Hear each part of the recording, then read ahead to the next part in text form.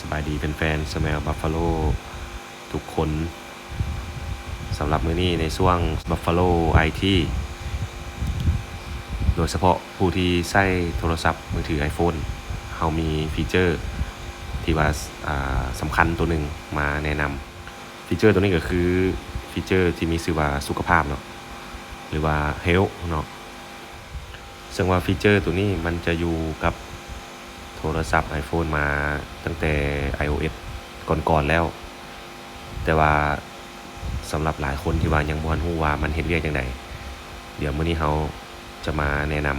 ำเพื่อว่ามันจะเป็นประโยชน์ให้กับหลายๆคนแนะนำไปใช้เนาะฟีเจอร์ตัวนี้ก็มีชื่อว่าสุขภาพเนาะก็คือตัวนี้เนาะ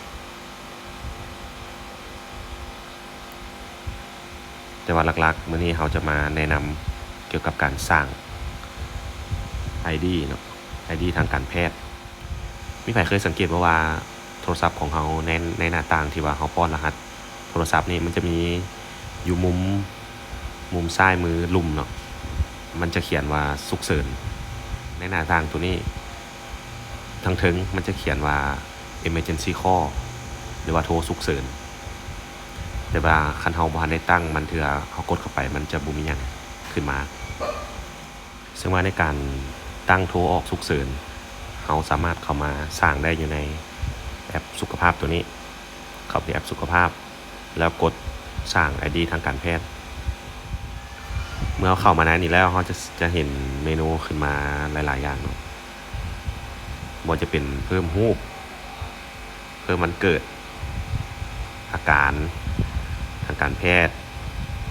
บันทึกต่างๆว่าเป็นภูมิแพ้หยังบ่การให้ยาเพิ่มกรุ๊ปเลือดเพิ่มว่าบริจาคอวัยวะบ่เพิ่มน้ำหนักเพิ่มส้นสูงแล้วก็เพิ่มรายชื่อติดต่อฉุกเฉิน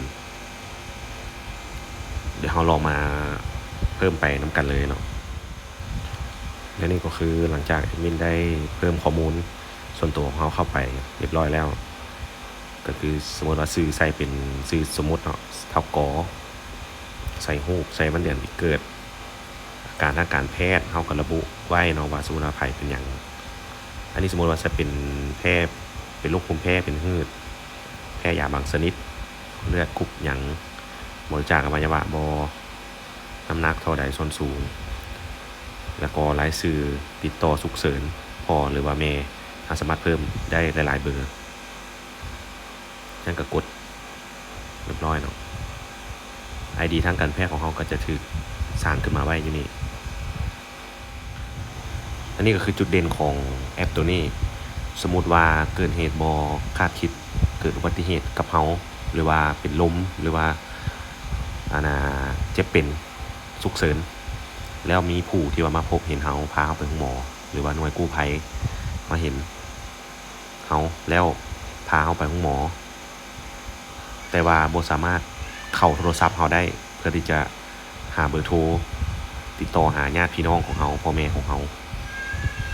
แต่แอปตัวนี้จะสามารถช่วยได้ก็คือถ้าว่าเขาเข้ารหัสเราบ่ได้เขาเจ้าสามารถเข้าไปในฉุกเฉินนี้เข้ามาแล้วเขาเจ้าสามารถไปเบิ่ง ID ทางการแพทย์ของเราที่ว่าเราได้สร้างขึ้นมาเมื่อกี้นี้เข้าไปปุ๊บเขาจะมีข้อมูลของเราทุกอย่างในนี้พร้อมทั้งเบอร์โทรพ่อแม่ของเราตัวนี้แอดมินได้เฮ็ดสมุดขึ้นมาเนาะ